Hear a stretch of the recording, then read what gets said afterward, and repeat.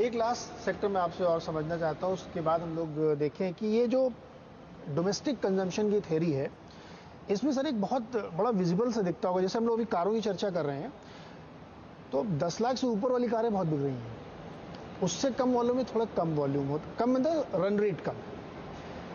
या आप कपड़ों में जाइए तो वहाँ प्रीमियम बहुत ज़्यादा बिक रहे हैं, मास वाले प्रोडक्ट में उतनी डिमांड नहीं है। ये किसी भी चीज़ में आप लाइफ स्टाइल में जाइए तो वहाँ पे प्रीमियमाइजेशन हो गया, जिसको इकोनॉमिक्स कहते हैं, के शेप रिकवरी है। मैं उस वर्ड को यूज़ नहीं करना चाह रहा था, लेकिन मैं ये कह रहा हूँ कि इन्वेस्टर की तरह हम लोग सोचें तो जो प्रीमियम सेगमेंट है वो बहुत तेज़ी से ग्रो कर रहा है।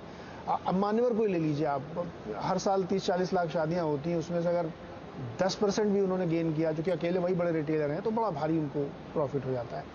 तो क्या ये एक स्ट्रक्चरल थीम इंडिया में अब डेवलप हो रही है? हालांकि यहाँ पे अभी भी लुई विटॉन जैसा कोई ब्रांड नहीं है, तो ये एक थीम हो सकती है क्या, या ऐसा कुछ आप लोगों को दिखता है? देखिए, अभी रिकवरी लोअर एंड में, मिड एंड लोअर में थोड़ा डिलेड है। अपर एंड तो ऐसे भी कुछ इम्पैक्ट नहीं पड़ा था। इन्फ्लेशन का इम्पैक्ट ही नहीं भैया। हाँ, उनको इफेक्ट ही नहीं है। अभी मेरे को जितना कंज्यूम करना मैं करूँगा, जो मन में आ रहा है मैं खरीदूंगा। 3 साल से कुछ नहीं खरीदा तो चलो भाई पूरा नया वार्डरोब बदल दो, ये कर। तो वो चीज़, शादियाँ नहीं हुई थी, 3-3 साल की शादियाँ एक साथ हो रही 3 महीने में, तो क्लियरली वो अपर एंड वाला जो है वो करेंगे consumption, because for them it's a delayed consumption. लेकिन जो नीचे वाले हैं, नीचे तबके के जो हैं, मिड एंड बिलो मिड, उनके पास जो है ना एक्चुअली जो कोविड, लेकिन वो कॉन्फिडेंस, कंज्यूमर कॉन्फिडेंस आने में टाइम लगेगा। अब पता नहीं क्या क्या प्रॉब्लम्स हैं उनके, शायद कोविड का डर है, या क्रॉप में डैमेज हो गया है, या मतलब क्या प्रॉब्लम, लेकिन वो सेगमेंट जो है ना अभी तक आया नहीं ऊपर। आप देखिए मोटरसाइकिल्स में आपको आइशर बहुत अच्छा चल रहा है, लेकिन हीरो मोटोकॉर्प में वो वॉल्यूम ग्रोथ नहीं आ रहा है। ये तो क्लियर मतलब, अच्छा ऐसा नहीं कि मतलब वो सेगमेंट कोई और जीत के गया है, भाई वही है, वो सेगमेंट ही वही बंदा है, 75-80 टका वो लोग करते हैं।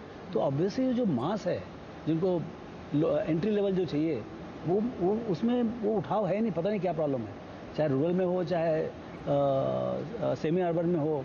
द लोअर एंड के लोग हैं, उनका जो कंज्यूमर कॉन्फिडेंस है, इनकम शायद ठीक ठाक हो, या जॉब लॉसेस पूरे नहीं हुए हों, लेकिन consumer confidence is lacking in the mid to this rural India, and that may take, मैं बजाज फाइनेंस में बात कर रहा था, वो बोल रहे थे इट विल टेक 18 मंथ्स, और से 12-15 महीना और यहाँ से रिकवरी चालू है बोलते हैं। हो सकता है अक्टूबर का नाम ज़्यादा अच्छा है, तो ऐसे रिकवरी होगा, लेकिन बोल रहे हैं कि 12 महीना लगेगा for the entire country to come back to the full force. Sir आपका व्यू क्या है इसमें? मैंने आज उससे बात भी की बजाज ऑटो के राकेश शर्मा जी से, तो वो भी ये कह रहे थे कि 125 सीसी ऑनवर्ड्स खूब बिक्री हो रही है, 100 सीसी वाली कम बिक रही है। 2-3 चीजें हैं। एक तो बहुत क्लियर है, इन्फ्लेशन की मार है ना, नीचे वालों को ज्यादा लगती है, because as a percentage of their income उनका कॉस्ट बहुत जोर से बढ़ जाता है। अगर सपोज आप 20,000 रुपया महीने का कमा रहे हो, आप पहले 3,000 रुपया सेविंग करते थे, और आपका 17,000 का कॉस्ट अगर 10% से बढ़ गया, तो आपकी सेविंग रह गई 5% ऑफ योर टोटल इनकम। बड़े वाले को उसका इतना इम्पैक्ट नहीं होता है, because saving is big as a percentage of their income. तो वो है। दूसरा, ऑब्वियसली एस्पिरेशन, एक कैटेगरी ऑफ लोगों को एस्पिरेशन है। तो इंडिया इज डिवाइडेड, बहुत 3-4 टुकड़ों में आप डिवाइड कर सकते हो। तो आप बोल रहे हो बराबर है, लेकिन उसमें अगर आप देखो टोटल कंजम्पशन का, अगर आप प्रीमियम कार देखो, टोटल कार सेल्स का वो परसेंटेज होगा 5%, 7%। आपने अरमानी और ये सब की बात की, वो टोटल कंजम्पशन का 1% होगा। अभी उसमें वो 50 टका भी बढ़ता है तो उससे फर्क नहीं पड़ता ना, बाकी 98-99% तो बहुत ही है। तो आई थिंक ये सब जगह है, इंडिया में नहीं है। मैं तो अभी यूएस जाके आया, उसके पहले मैं यूके में था। आई थिंक नीचे के लेवल पे आप वॉलमार्ट का कॉमेंट्री सुनो, वो बोलेगा भाई नहीं, there is the growth. But आप एलवी की कॉमेंट्री सुनो, बोले पर्स में 6 महीने की वेटिंग है। वो सेगमेंट अलग है। that segment is maybe 0.5%, 1% of total sales. Walmart is everyday sales. तो I think there is difference, और वो रहेगा थोड़े दिन तक, वो रहेगा। तो ये हम लोगों ने चर्चा में बहुत सारी चीज़ें सर सीखी। मुझे लगता है ये सबसे बड़ा गिफ्ट होता है दिवाली के मौके पे, हम आपको, वो कहते हैं ना, मछली पकड़ के मत दो, पकड़ना सिखा दो। तो आप लोगों ने हमारे दर्शकों को वो नॉलेज दिया है जिससे वो खुद अपने आप इन सब चीज़ों को कर सकते हैं। अब बस 30 सेकंड में सर हमारे दर्शकों को दिवाली की शुभकामनाएं और मंत्र दे दीजिए कि उनको क्या करना है। मछली देनी है। मछली देनी नहीं, पकड़ के सिखाना है। कैसे पकड़े हुए सिखाना है सर? दर्शकों के लिए संदेश क्या है आपका? मेरा मेरे दर्शकों से गुजारिश रहेगी कि ये कंपाउंडेड मार्केट है। मैं 40 साल से देख रहा हूँ 12-13%, 14% बनाता है।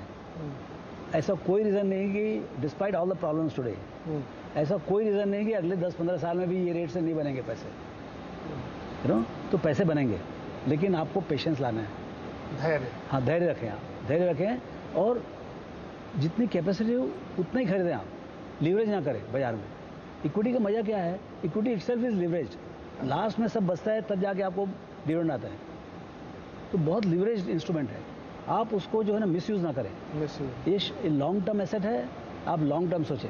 यदि लॉन्ग टर्म सोचने का नहीं है, यहाँ आओ ही मत आप, और आपको पैसे बहुत बनेंगे यदि लॉन्ग टर्म सोचेंगे और थोड़ा पेशेंस रखेंगे। सुनील सर, आपका संदेश। देखो, एक तो आप देखिए, आपका शो का नाम है दिवाली से दिवाली तक। लास्ट दिवाली से ये Diwali Indian market is flat, और एक साल में क्या क्या नहीं हुआ।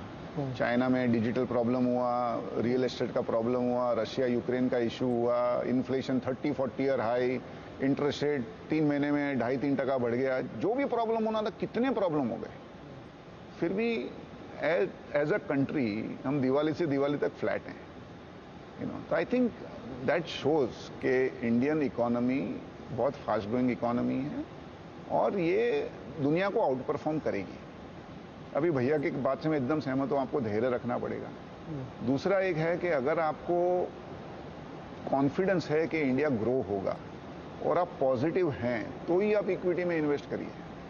अगर आपको लगता है देश मर जाएगा, इक्विटी डूब जाएगी, तो आप फिर इन्वेस्ट ही मत करिए ना, because this is a asset class which is only for positive and optimist people. अगर आप नेगेटिव है तो आप सोना रखिए या तो गद्दे के नीचे है ना नोट रखिए।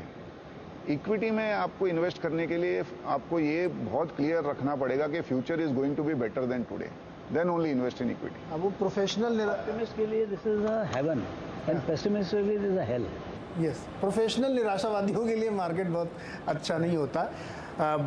हमारे दोनों सर्स ने, सुनील सर ने, रामदेव सर ने हमें ये बताया कि अगर आप पेशेंस रखेंगे और इंडिया की स्टोरी पे भरोसा रखेंगे तो आप वाकई अपनी समृद्धि के लिए खुद अपना इतिहास, अपना मुस्तकबिल लिख सकते हैं। किसी ने मुझे बताया कि आप सबसे बुरा दिन था खरीदने का स्टॉक दिसंबर 2007 का, उसके बाद मार्केट का क्या हुआ हिस्ट्री है।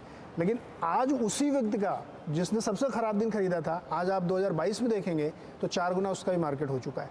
तो आपको ट्रस्ट होना चाहिए, भरोसा होना चाहिए हिंदुस्तान की स्टोरी पे, और पेशेंस होना चाहिए, जो रामदेव सर कह रहे हैं कि वो मूल है। आप चुपचाप धैर्य से आराम से बैठिए, नॉइस को कट करिए और समृद्धि के मंत्र आवाज़ देख के सीखते रहिए। बहुत बहुत शुक्रिया हमारे साथ जुड़ने के लिए रामदेव सर, सुनील सर, बहुत बहुत शुक्रिया और दिवाली की हार्दिक शुभकामनाएं। आपको भी हार्दिक बहुत बहुत